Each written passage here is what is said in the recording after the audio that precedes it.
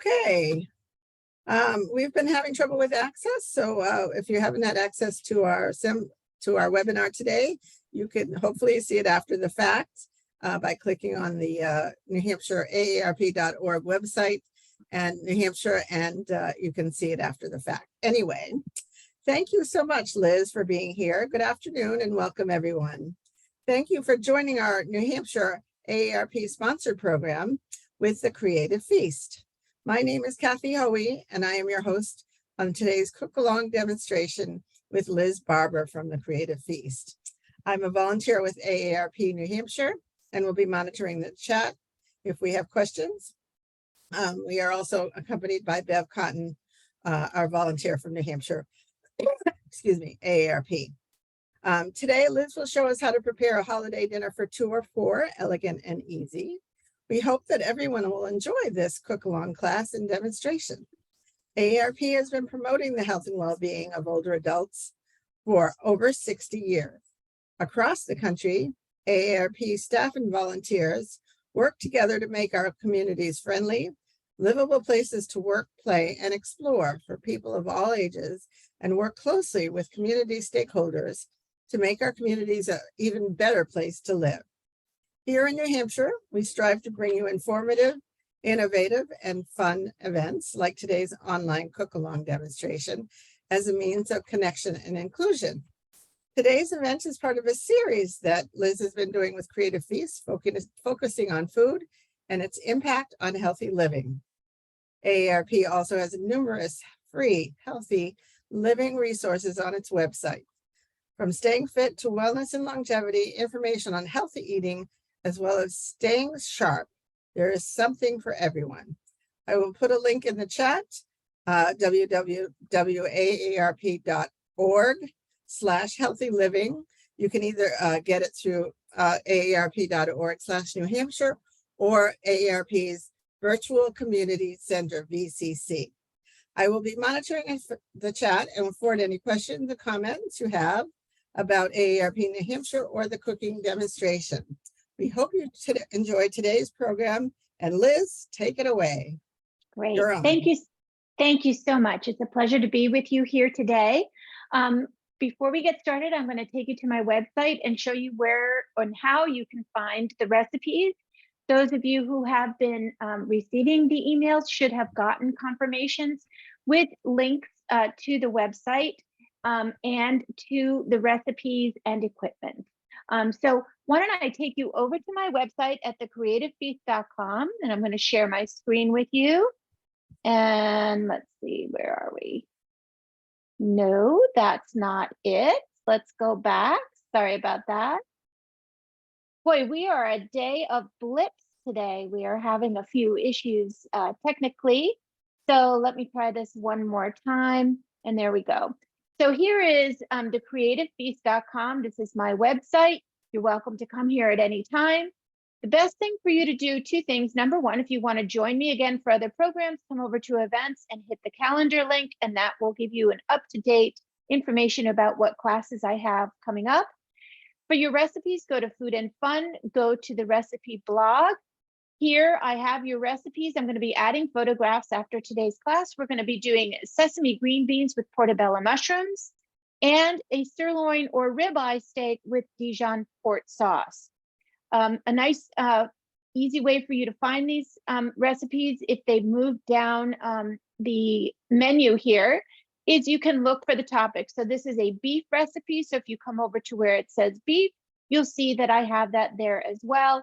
And then, of course, our green beans are a vegetable recipe. Do feel free to look around the recipes to find lots of side dishes, desserts, things that you can add to your elegant meal. There's plenty for you to see here. But why don't we go ahead and get started? For you to get the best view, go to gallery view, and then you'll see all 3 of my cameras. So we're going to do a sirloin or ribeye steak, whichever you choose. I'm going to prepare 1 steak, but this is probably about an 8 to a 10 ounce steak. But certainly if you're doing 2 people, I have no problem with you doing 2 steaks because leftovers are always great. And really, your protein should be the largest portion of food on your plate for that healthy diet. As we age, we need more protein in our diet. So we want to make sure that we don't skimp on that. And when you get a good cut of meat, you really want to make sure that you enjoy that. So we're going to do that, and we're going to do the Dijon sauce. We're going to do our steak. Second, I want to go ahead and get started with my vegetable. We're going to do our green beans. And this is one of my favorite vegetable recipes. And so we're going to start with a pound of green beans picked. So you just pull the ends off of those and you have them all prepared. We're going to get those steaming. I'm going to show you how to work with portobello mushrooms.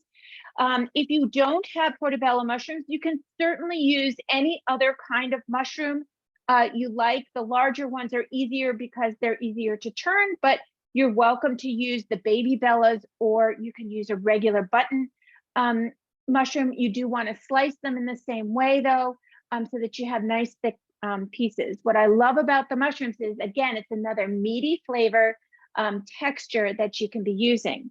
We're also using some really interesting seasoning here that you might not consider using together. We're going to be using a toasted sesame oil, soy sauce, a little bit of crushed red pepper, garlic, and rosemary is my secret ingredient in this dish. So why don't we get this started as a side dish? And if you were doing this the night of your, while you're preparing this dish, you could very easily do this while your sirloin is cooking, or you could do it and then just reheat it when it comes time to serve. So why don't we head over to the stove now? I have already a saucepan here with, I'm just going to move this over, with about a half an inch to an inch of water. And we're going to go ahead and add some salt to that. I always season my water with salt because that's going to add some wonderful flavor to our vegetables. So I'm going to let that come to a boil, and then I'm going to pop in our green beans. In the meantime, what I have here is I have a bowl of ice waiting in the sink. I'm going to add some cold water to it so that when my green beans are done, they're going to partially cook. I'm going to drain them and then add cold water to that bowl and drop my beans right in there, and that will help to cool them down. So it's nice to have that set up. Why am I cooling them down? Well, we do need to cook our portobello mushrooms, and while they are cooking, I don't want my green beans to overcook.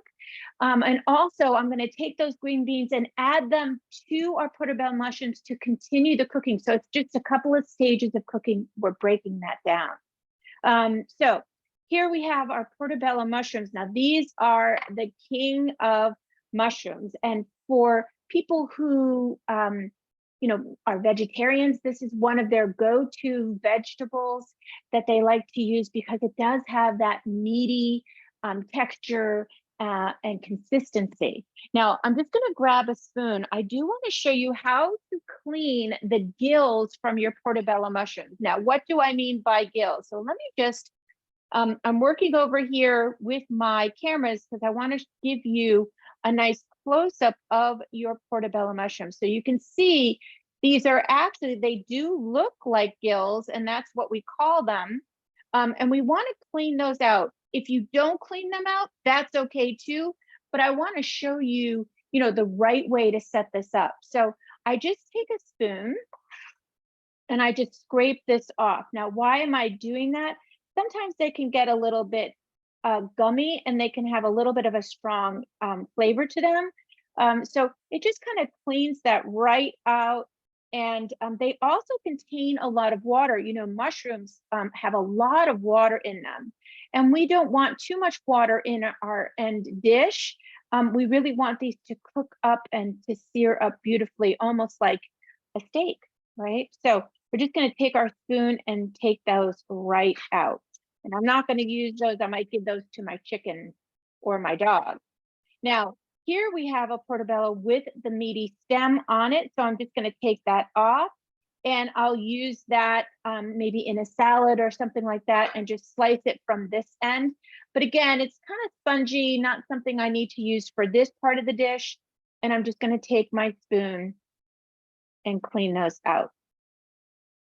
And then we're going to cut these and slice them into the pieces for sauteing. All right, so just clean that out just like that. Look at how beautiful that is. Perfect.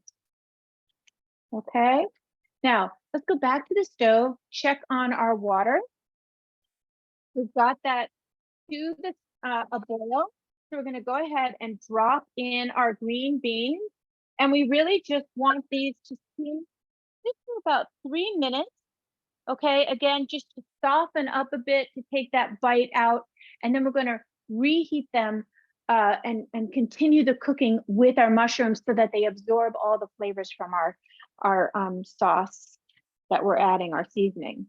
Okay, now let's take our portobellos and let's slice them. So I'm just going to turn them over, and we're going to cut them into about 1/2 inch pieces like that. Okay, and with a nice sharp knife, you're going to get a nice clean cut. We really don't want them to break. We want these to serve up as beautifully as they are in single pieces. Okay, there we go. And we're going to do this side. Now you could turn it over on this side if you want. Either way, I think it's easier to do it the other side. There's almost like a skin here. And if you get your knife down in there right away, you're going to get a nice clean cut. Now, a lot of people like to use their portobello mushrooms in sandwiches and things. The first step of this recipe will certainly allow you to do that. So, use these skills in preparation for later use for different recipes as well. Now, why don't we go over here? I'm going to go ahead and we're going to simultaneously, just to move things along, we're going to saute up our portobello mushrooms.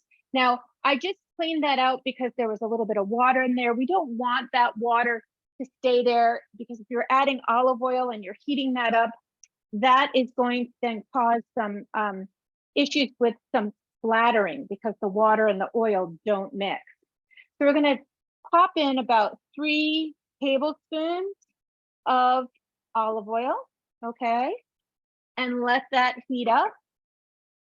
And we have our mushrooms. Let me just grab a plate and we'll pop those on. And then we're going to get the rest of our ingredients done. So you can see how this can all go on simultaneously. And sometimes, getting everything to come out at the same time, that's always the challenge. So put my mushrooms back over here, getting ready for that. And we're going to go ahead and get the rest of our ingredients ready. So we'll clean this off. And let's just grab our, we've got some garlic here. So I'm going to take about 2 cloves of garlic. And you want to take your knife and give that a good snap. Okay, and then that will loosen the skin for you. And then you can roughly chop that, or you can use one of my favorite tools is my garlic rocker. This is one tool that I really love. Now that's the signal for me to take out my beans. So why don't we go do that?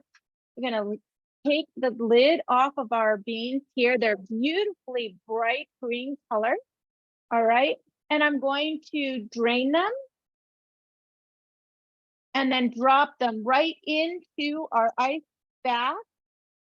So adding my water to the ice and just let that sit for a minute to cool down in that nice cold water. Now that's going to stop it from cooking and simultaneously keep that bright green color that we are looking for in the end. All right. Now we've got these, our olive oil heating, and it's just about at the smoking point. So I'm going to go ahead and add in my mushrooms. And you can hear that little bit of a sizzle, and add those right into our pan.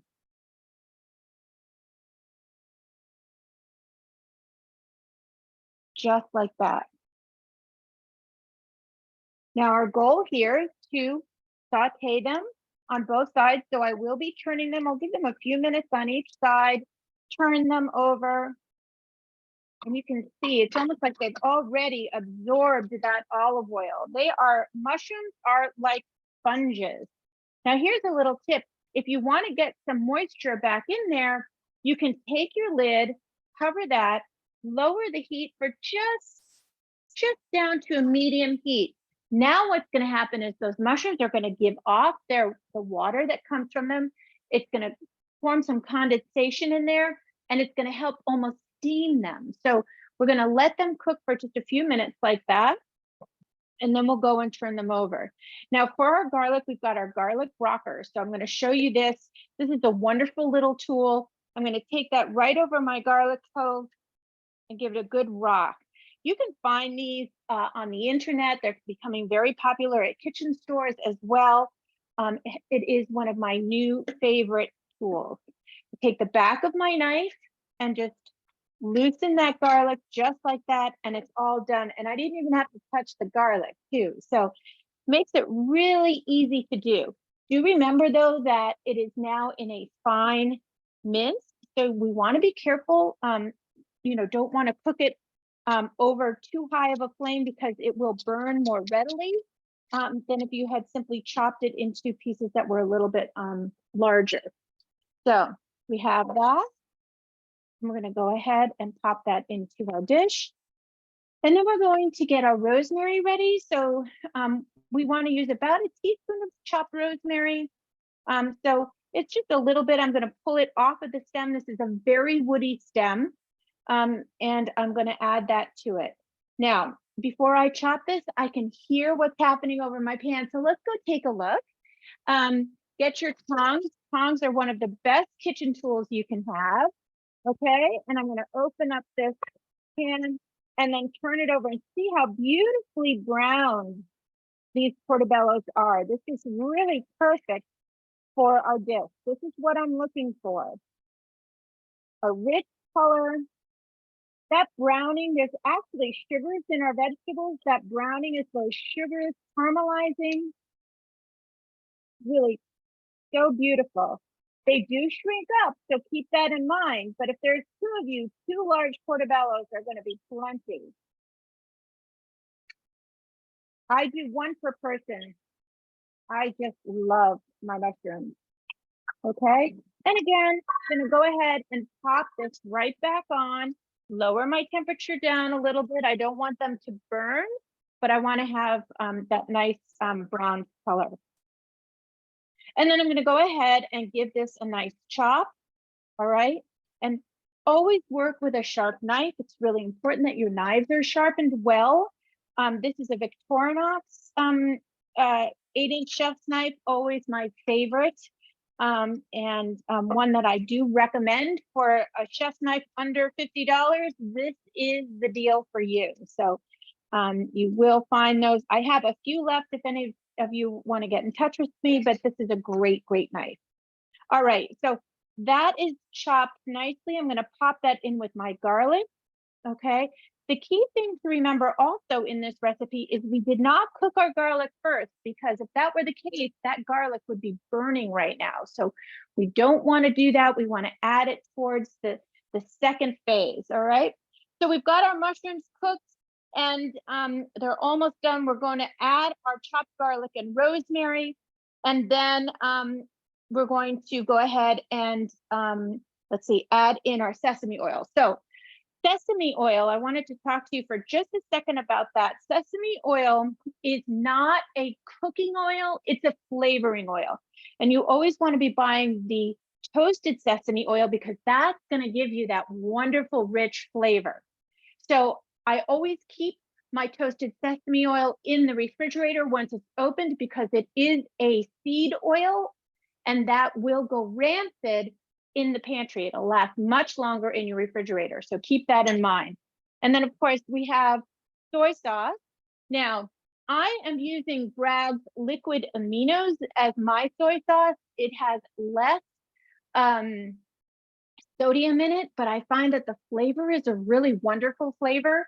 They even sell this in a spray bottle that you can keep at your kitchen table and spray on your vegetables and meats and things. So I think you might like that. But Bragg's Aminos is one of my favorites. So, and it's gluten-free.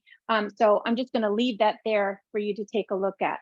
Now let's go back to the stove. Again, we're going to lift up our lid, and you can see all the water droplets here. So it did give off some water. We know that. We're going to move these guys to the side and add in our garlic and our rosemary. Now, if you see that there's very little oil in there, you can just add just a teaspoon or so of oil, and that will help to cook that garlic up. We're going to give that about 30 seconds on its own. I can smell the rosemary and the garlic cooking really beautiful. Now, while that is working, I'm going to go ahead and take my green beans and strain them out again, and then get those ready to add back in. I've got a couple of my ice cubes there, get rid of those and bring these back over to the stove because I'm going to be adding them in just a minute. Now, we don't want our garlic to burn, so it's browned just perfectly. Gonna go ahead and add my beans back in. All right, put those back in there. And now it's time to add our seasoning. So we have our soy sauce, our sesame oil, again, really for flavor. Notice we didn't cook our vegetables using that. We're going to add that to that. Now you can use a pinch of the crushed red pepper if you want. All right, and give it a good toss. And that's pretty much it. Now we have a nice crisp green bean. We have the beautiful portobello mushrooms, and it's a really gorgeous dish, very quick and easy to prepare.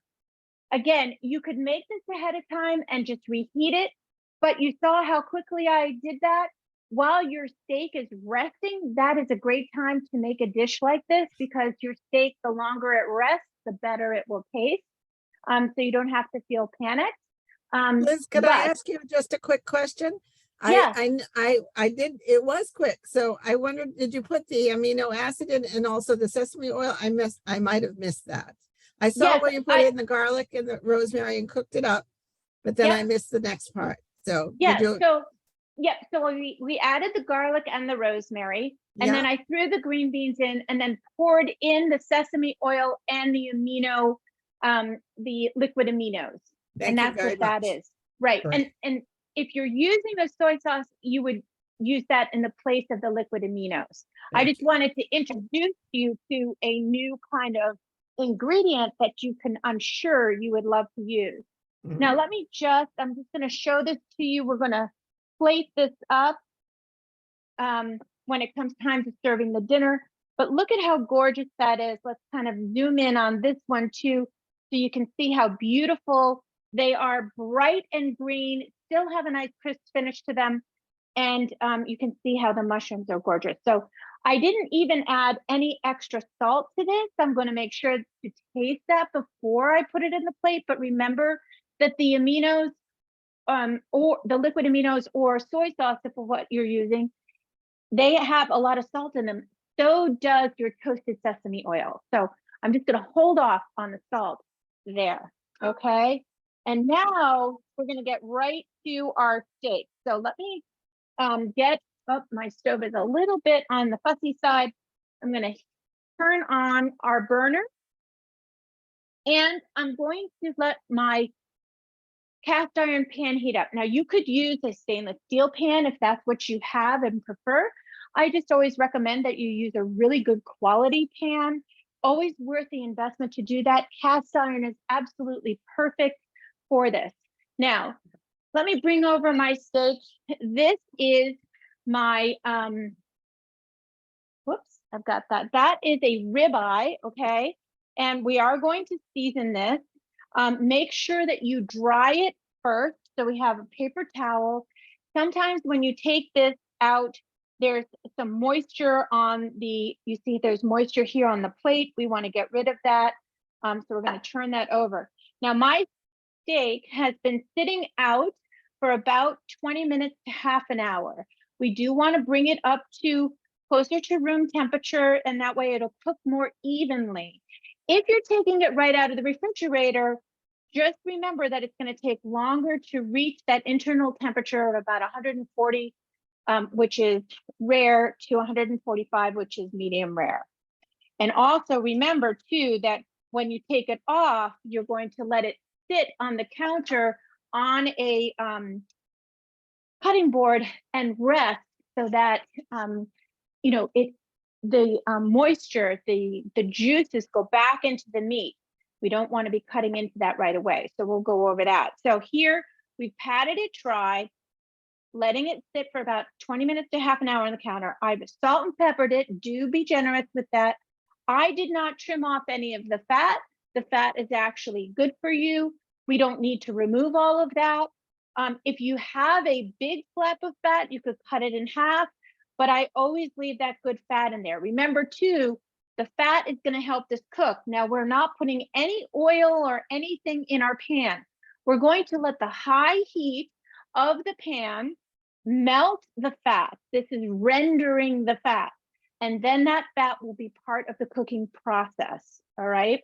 So let's go on over to our pan, and we're going to see, how do I know if that is ready to be cooked on? So I'm just taking a little bit of water on my hand, splattering it in there. You see how that water is immediately evaporating. You hear that nice flash. And so we're going to go ahead and drop our steak in. You hear that sear. You must hear the sear. Okay, so I want you to pay attention to that. If it doesn't sear, all that you're going to do is you're going to begin by steaming. Now, when we're searing this, we're going to do this for 2 minutes. So I'm going to set my timer, and we're going to do this on both sides, back and forth. I'm just lowering my heat down to a medium high, and we're going to let that sear for 2 minutes, and then I'm going to turn it over and let it sear for 2 minutes and turn it back and turn it back. So in total, it's going to have 4 minutes on each side to sear. And that is cooking from the outside in. So it'll leave the interior, you know, more of a medium to medium rare to medium. And I'll talk about, I do have thermometers that I want to show you that I highly recommend you have if you're not confident in knowing when your sirloin or your ribeye are prepared. Now, also note too that my ribeye is about 1.5 inches thick. That makes all the difference in the world. So if you have the opportunity to either have a butcher cut it, or I buy mine made at Costco, they do a really good job of making sure that they're the even thickness so that they're all cooked at the same time. You don't want to have a thin steak and a thicker steak, because then you really have to keep an eye on it and moving them on and off the pan. Now, I'm just cooking one steak right now, but if you're having two, make sure that you're not cramming them into your pan. They should not be touching each other. I use, that's about a 12-inch across the bottom pan. So you want to use the largest pan that you can to give it plenty of open surface area so it cooks evenly. All right, so let's get our ingredients ready. Now, this recipe calls for shallots. So I'm doing the sauce recipe now. We're doing what's called a reduction sauce. We're going to do it in stages by adding our liquid and reducing. The reduction part will intensify the flavors, get rid of the water, and intensify the flavors in the liquid ingredients we're adding. We do start with a shallot. There's my timer. I'm going to go ahead and turn my steak over, and look at how gorgeous that is. Again, I have added no added fat to that pan. That's just the fat from the steak is doing that. All right. Now, shallots are often in many different sizes. They're more of a mild onion. If you don't have shallots, but you have a red onion, go ahead and use that. If you don't have a red onion and you don't have shallots, but you have a white onion, use that. Just use a tablespoon of white onion. In the end, I think for most of us, we won't notice the difference, but the key is that you want to treat a substitute the same as you would the shallot. So in other words, we're going to chop it really small, okay? So I've got my shallot, it's, and I'm going to go ahead and cut it in thin slices, very thin slices, and then cut across.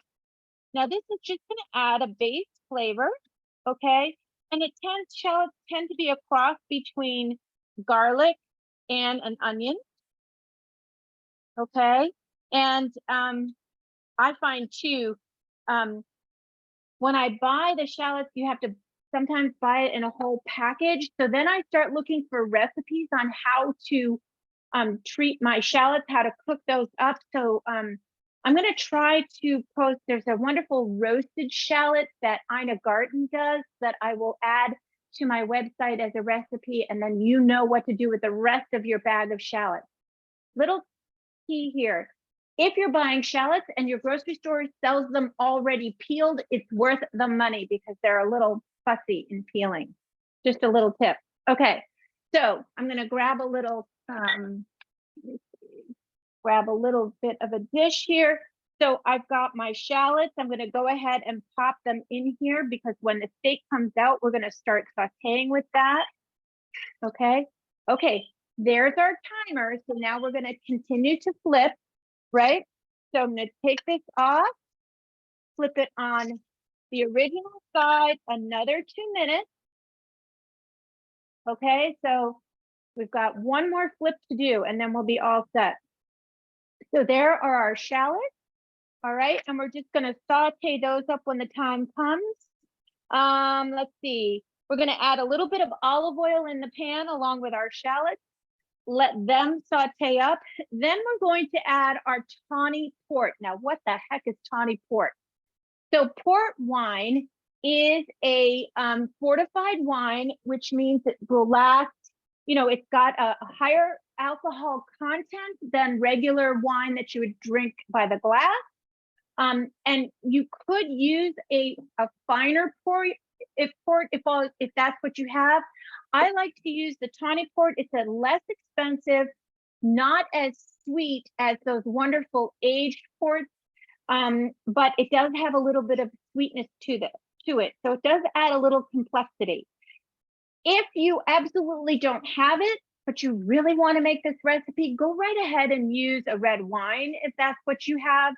And in the end, if all you have is a white wine, go ahead and use that. I don't want you to not do this amazing dish because you don't have the exact wine that I'm requesting.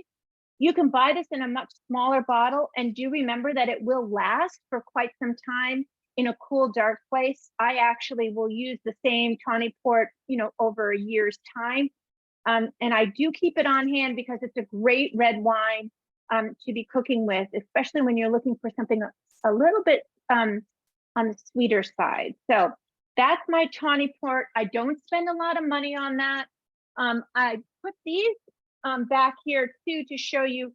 This is a very dry sherry. Again, not an expensive addition, but one that I like to keep on hand. So if I have a recipe, I'm just going to turn my heat down a little bit. If I have a recipe that calls for, turn my fan on. Oh, now there's our timer. We've got our last side to go. And then we're going to take this off. So with the dry sherry, if I have a recipe that calls for a white wine, oftentimes if you're cooking Asian recipes, they'll ask for dry sherry. This is your go-to. If I need a white wine and I don't have a bottle open, I'll use a dry sherry. It's got a little bit of an oaky flavor to it. That's a nice substitute. You can buy it in a much smaller bottle. I use it a lot, so I buy it in this larger bottle. This is not a quality that I'm going to drink over ice. I'm going to spend a little bit, well, a lot more money on a really good Spanish sherry if I want to do that. Now, this is extra dry vermouth, great for a martini, but also a wonderful substitute for white wine in any dish that calls for that to be cooked. Just a heads up. So if you don't have white wine, but you know, hey, I've got dry vermouth in the liquor cabinet, grab that and use that in place of white wine. It's a really nice alternative. So we have our port. We also are going to be using beef broth. Now, certainly if you have your own homemade beef broth, I encourage you to use that. But in this case, I didn't have that. So I'm using my favorite substitute to homemade, which is Better Than Bouillon. This is a great substitute. It's a paste. And in your refrigerator, this jar of paste will last up for about 18 months. So you can use it whenever you need it. It's not as wasteful as if you only needed a cup of broth and you had to open a whole package and then what do I do with the rest of the broth? This is a really economical way.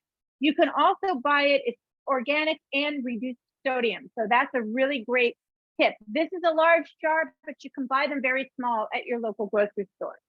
So keep that in mind. So it calls for a half a cup. So there's a half a cup of water and a half a teaspoon of the broth in there. All right, folks. So this steak is done. All right. And I'm going to go ahead and remove that from our pan. And then I'm going to let this sit here on my cutting board. And I'm just going to cover it in foil. All right. And let that rest while I prepare the rest of the dish. The resting part for your sirloin, and this also applies to chicken, pork, any kind of a roast, any kind of if you're roasting a turkey, you want to take it off the heat and let it rest. That resting time allows the juices to move themselves back into, into their proper place within the meat. And it continues to cook. So you want to get it right off of there, let it sit. And then when you slice, after it's been resting, now this could rest for 5 to 10 minutes and it would be fine. My turkey that I made for Thanksgiving, it rested covered for an hour and a half. When I sliced into it, it was still beautifully hot and all of the juices were there. That's what's going to happen with our sirloin. We're going to slice it and then let all of those beautiful juices stay there with the meat. Rather than if I cut it right now, they would all run out of the meat and then my meat would be dry and I'd have all these wonderful juices just lying on my cutting board. Not the right place for them. All right, let's go back to our stove. Okay, and I'm going to go ahead and we're going to finish our sauce here. So again, let me get my stove started. We're going to go over a medium-low flame. All right, because the pan is very hot, so I'm going to start out low. We're going to add, there is fat in the pan, which is perfect. I'm going to add 1 more tablespoon of fat, of olive oil to the pan. And then I'm going to go ahead and add in my shallots. Okay, and I'm just going to cook those for about 30 seconds or so. Again, I'm just softening them up. You want to do this over a lower temperature because we don't want to burn them. Okay, they're beautifully browning perfectly. That's that wonderful juice is left over from our sirloin. And then we're going to get the rest of our ingredients ready. We do have 2 teaspoons of a Dijon mustard. That's going to add a lot of depth and help to hold the sauce together. We also have some thyme. I'm using dried thyme from my garden. Fresh thyme, you're going to use about 3 teaspoons of fresh thyme and 1 teaspoon of dried. Dried herbs are more intense in flavor, so we can use much less than in the fresh herbs. I also have here a little bit of balsamic vinegar. That's going to give this a little bit of a lift. And then we're going to finish that, make our sauce really glossy and kind of help to thicken it up with butter. So we're just going to hold off on that for a minute. Okay, now we're going to go ahead and add our port, tawny port. You can raise your temperature up to a medium high. And right now, the reduction process starts. So you see how this is bubbling up and all the water is reducing, the water is cooking out and evaporating, and it's intensifying the wine flavor. Now we're going to do this in stages so that the the tawny pork gets to reduce down a little bit. Then we're going to add in our beef stock, and that's going to cook, and then that's going to reduce it a little bit. So our port wine in the multiple reduction, the flavor will become more rich, and then the beef stock will come on top of that. And then we're going to whisk in our Dijon mustard. We're going to add our herbs and our balsamic vinegar. And that's going to add a nice contrast, because balsamic vinegar is made with raisins. So it has that natural sweetness, but they have become a vinegar, so it's going to have that little bit of tartness come in. It's going to be really beautiful balance of flavors in this. Now, it seems like this is complicated, but I think you can see how easy this is. As long as you get to understand the reduction process, that's how you build the flavor, okay? So this has reduced by about half. Okay, so we've got about a quarter cup. You can raise up your temperature just a little bit. Yeah, and you can see now it's starting to almost get a little bit glossy itself. And then we're going to go ahead and add, I'm going to grab our beef stock. Okay, and remember, this is the paste that the better than bouillon. So I'm just going to mix that in and then let that again come up to the a simmer, and then that is going to reduce, again, all part of the building of the flavor. All right, I'm going to move our things over here. Now, what else could you serve this with? Well, I like to do multiple vegetables. I don't always do a starch. Now, I know it's a habit that we're in, but it's certainly not required to have a delicious meal, to have starches every time.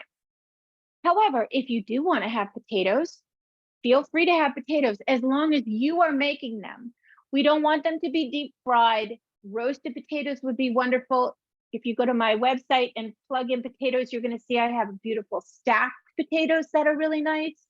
A simple roasted potato is going to be a nice option for you.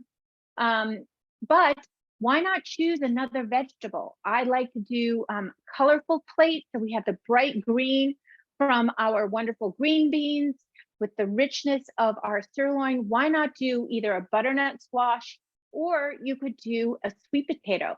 And that would be easy, because the sweet potato could be put in the oven, you know, an hour before you're going to have dinner. Make sure it's fork tender when it comes out. Let it sit, open that jacket up, and just put in some butter, and you're done. So very easy to do. Okay. Now we've got our beef stock reducing. All right. So you see, again, the idea that we're letting this take place in a large pan. The larger your cooking surface, the faster that's going to happen. All right. And now we're going to go ahead and pretty much, we've got everything reduced down, so that total we should have about a half a cup here. So I'm going to give this another 30 seconds. I'm getting ready to add in my Dijon. So why don't we do that? Go ahead and add in the Dijon mustard. We're going to whisk that as it goes in. Now, certainly, if you are really a sauce fan like I am, you could double this recipe, and then you'll have sauce for more things during the week, or you could freeze that sauce and reheat it another time, and you would have the sauce. I mean, I use sauces like this on chicken, steak, anything, and I am not shy about having leftovers. Okay, whisk that up. Look at how thick that's already becoming. So I'm going to go ahead and add in. The reduction is just leaving it in for a period of time on a very simmering level. Is that correct? Yes, yes. So the reduction is the idea that you are cooking out the extra water and intensifying the flavor. And again, in this sauce, I did it in stages. So we reduced the wine first, then we added our broth, then reduced that. And so this is a classic way of doing a sauce, and one that I recommend you give a try. And look, you've seen how easy that is. Mhm. Okay, now all of that is cooked. So I'm going to now turn off the stove. We're just about ready to finish it. How are we going to finish it? Well, I want to make it nice and glossy. And I think we've talked about this before. Here is one of those tricks that restaurants do that we think, how do they get that sauce so velvety in the finish? How is that possible? Well, I'm going to show you how to do that right now. The key here is we've got our hot sauce on the stove. We're going to be stirring cold butter into it very slowly. Now this butter has been sitting here for a while, so it's a little bit warmer than I want. So I'm going to go ahead and grab some more cold butter out of my refrigerator. I'm going to use about 2 tablespoons of cold butter. We want to reduce the heat on our sauce. I don't want to do it when it's too hot, because if it's too hot, it will break. It will separate the butter by heating it too fast. So one way to make it go slow is to use very cold butter. The other is to let that pan just cool down for a minute, all right, on its own. Turn off the flame, let it sit there for a minute. It's kind of cooling down on its own, and then we're going to whisk this in nice and slowly. Now we're doing it on this pan sauce, but you can also do this in a tomato sauce. You could do it in a cream sauce, any kind of sauce that you're doing. If you want to give it that real restaurant finish, this is how you do it. And it's called a la minute, which means in the minute at the very end. So right before you're going to serve it, that's what you're going to do. All right, so I've got my sauce here, and I'm going to take this and just now there's no heat on. Key thing here is we let it rest, and we're going to add our butter in nice and slow. And that is actually creating this glossiness, but it's also thickening it just a bit. We did the reduction. Reduction is a great way to thicken a sauce. You see how the pan is clear. When I move this butter, you can see the bottom of the pan.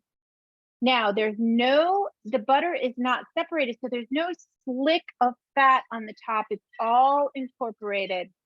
And there we are. Now our sauce is complete. This is amazing. Okay, so we'll take this off the burner there.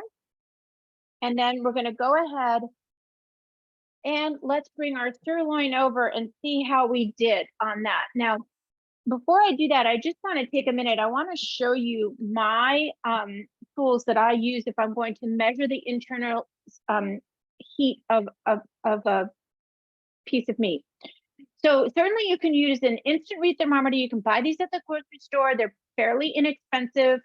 And you could stick that in there and you could check your temperature. They're pretty accurate. I have some that I've had for years and they do a great job. This thermometer is one that I have purchased over the recent years. And when I get a really nice piece of steak or some kind of a roast or anything, I prefer to use this. It's an external thermometer.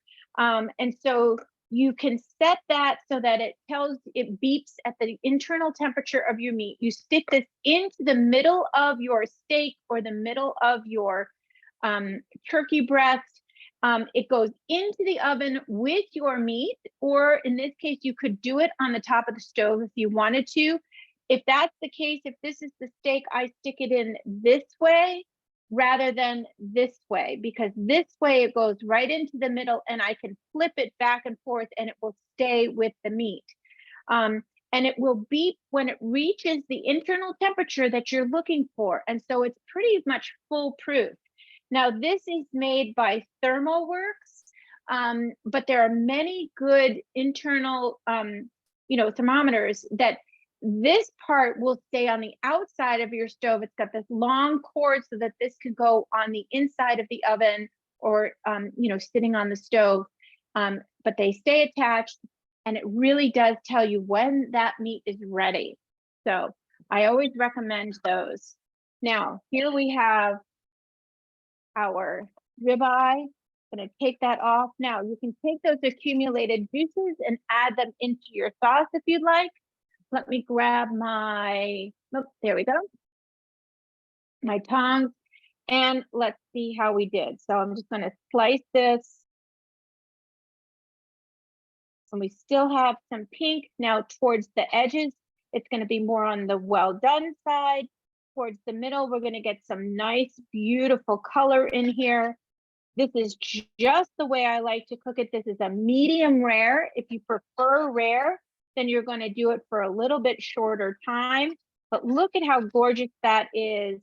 And this is how you would be serving this. I'm going to dress up a plate for you with this. Really beautiful. Okay, now let's get a plate. And we're going to add our portobello mushroom with that as well.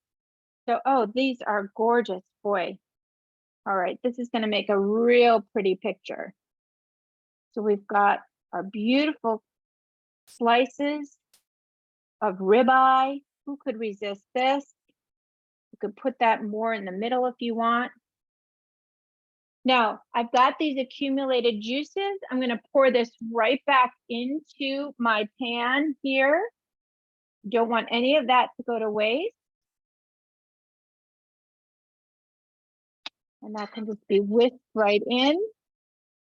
Leave this here. Now, let us put on our green beans. Just give this a toss. If you're reheating it, you're just going to heat that over a low flame. Look at how gorgeous that is. I mean, really, I could eat this and that would be my meal. And in fact, right now I'm doing a nice long fast today. And so I will be breaking my fast with this amazing meal.